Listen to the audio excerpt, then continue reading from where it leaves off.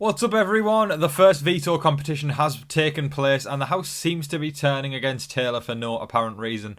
Or is it apparent? We've got to talk about that, folks. But it's day 4 of Elvis Week on TV Talks with Tom, so let's sing our way into this one. Here we go. Paloma's jealous.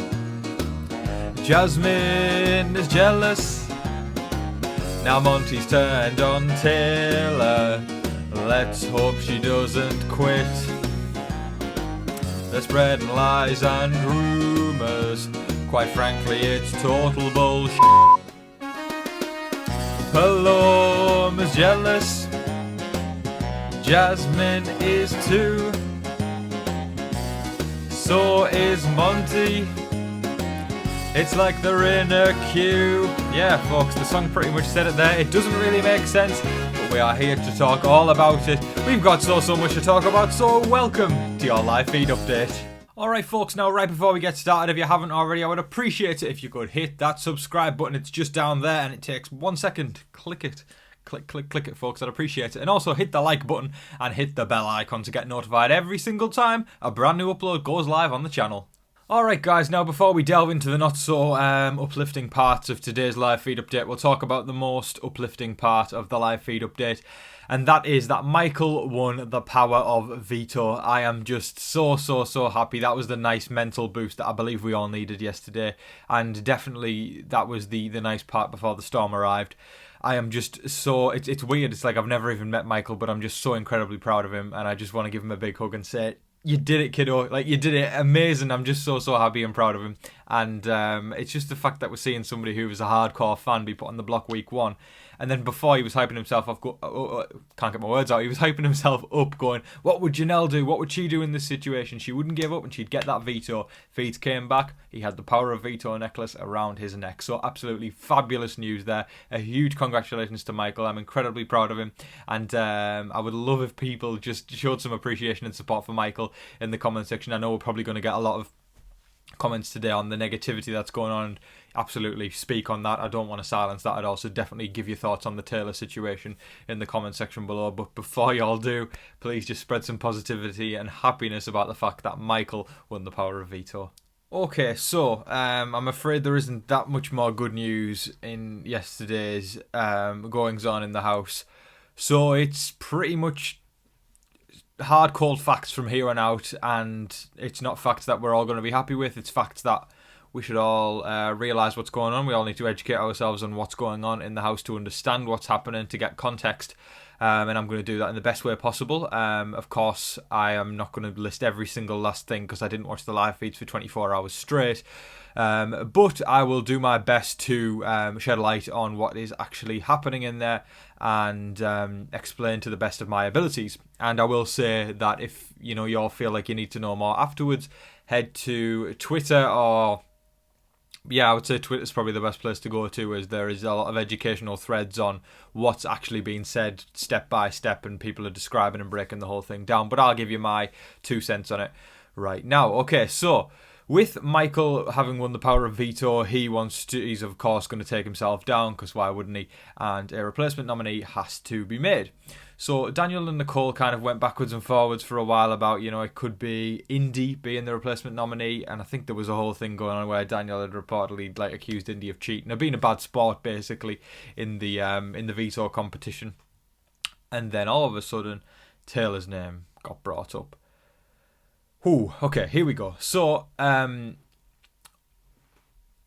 multiple house guests seem to think it's okay to talk crap about Taylor when she has virtually done nothing wrong. Now, I will say this before I jump into it. Taylor hasn't been the most social house guest, but the crap that people are saying about her does not warrant that at all. It's absolutely... Do you know what, right? It's like picking somebody out who's an introvert and then just making up lies and rumours about them. It's horrible. Yes, it's the Big Brother house and you should be socialising, but, the things they've been calling Taylor and saying about her are just... They have no correlation with her being introverted, so I don't buy that at all. They've just been horrible, to be honest. So, anyway, I'll start with one thing. I'm trying to piece the bits together. So, Pooch kept talking about the fact that when Taylor gets put on the block, she's going to explode. If that's not a microaggression, I don't know what is. I just think that's just ridiculous. I mean, Taylor is one of the calmest people in the house. It should be someone like Paloma who's going to explode because of the amount of crap she's been talking the past few days, but they have to put it on Taylor. Why would Taylor explode? It's so small-minded and ridiculous. And anyway, that goes around and people start believing it and stuff like that. Taylor is a very calming presence in the house, and she bared her soul the other night at the dinner table when she was talking about, her feeling like a bit of an outsider and stuff like that, and she got emotional. And then after she did that, for them to start talking this crap about them, that's a no-go. So that's the start there. Pooch saying that she's going to explode and all that kind of crap. Okay, on a similar level, Turner turned around and said that Taylor was aggressive. Bearing in mind, this is never to her face. They all say it cowardly and say it behind her back. Just talking about each other, stirring the pot. I mean, there's one thing painting a target on someone, but saying all this horrible abusive language when she is just minding her own business quite a lot of the time is just way too much and ridiculous. It's so disappointing. It really is. I feel like it's just, I'm finding myself speechless right now at just the craziness of it all. But yeah, Turner saying that she was aggressive, and she looked me dead eye in the face and said, "You're always doing that." And I'm like, why does aggression have to be brought into it? That's another one anyway, folks. Not good at all. Paloma continues to be absolutely awful. No change there when she was saying to Daniel that we might as well just get Taylor out. She scares the out of me, and she scares the out of everyone. She said that.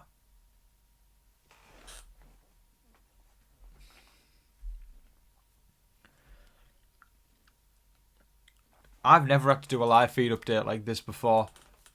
I've talked about uncomfortable things before that have happened, but this is day 4. I'm recording this on day 5, and I'm talking about what happened on day 4. I am so disappointed and disgusted. How can Paloma stand there and spread these lies around saying that she's scared of her? Scared of her? You're scared of a serial killer. You're scared of, the boogeyman. You're not scared of Taylor. Get over yourself, Paloma. That's ridiculous. Paloma's written off for me. Okay, even more disappointment from Paloma and Monty. Now, Monty's totally thrown Taylor under the bus. So, Paloma did actually tell Taylor, I think, a couple of days ago, that she wanted to get big guys out, including Monty and stuff like that. And Taylor went to tell Monty that, just helping somebody out, and she was looking out for Monty. And then Monty went to Paloma and said that, and basically grassed her up and said, Taylor said that you said this and everything like that. And it's just, I'm looking at my updates right now. I'm just in disbelief at them all. I can't. Anyway, that all happened, and Paloma did say all this. Paloma worked herself up about it all, and that's when just the continual bashing of Taylor happened all night long, and Monty kind of went into panic mode and was doing damage control, and he doesn't care about Taylor. He cares about the fact that it can get back round to him and that the target lands on him, as somebody who's thrown Taylor under the bus. But he did do that. He betrayed Taylor, and he has absolutely walked all over her. And I'm seeing people talk about Paloma like she's so sweet, she's so nice, she's like my little sister in here, and then the language they're using towards Taylor, it's like backwards. We've seen the amount of I nearly swore there because I'm refraining from it because I like to keep it as PG as possible, but we've seen the amount of crap that Paloma's came out with, and she's getting called sweet and lovely and my little sister, and then Taylor, who's been nothing but calm and quite reserved, and and she's getting called scary, aggressive, she's going to explode. It's just absolute rubbish. Okay, now another crazy thing that's happened was they were doing some kind of little fashion show in the bedroom, and Taylor ended up putting on this cool finale outfit that she saved. Well, she was going to save till the end, and she was just doing a pageant walk and showing off to everybody, and they were hyping her up and saying she looked cool. And then afterwards, people have started to have a problem with the fact that she had a finale outfit on, saying that Kyle was talking to Daniel in the head of household room, saying that it was a lack of social awareness of how that would make other people feel that she put her finale outfit on.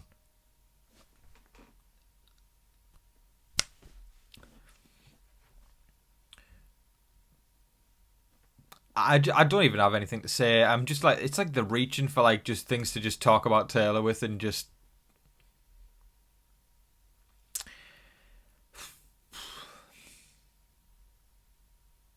I just don't get it.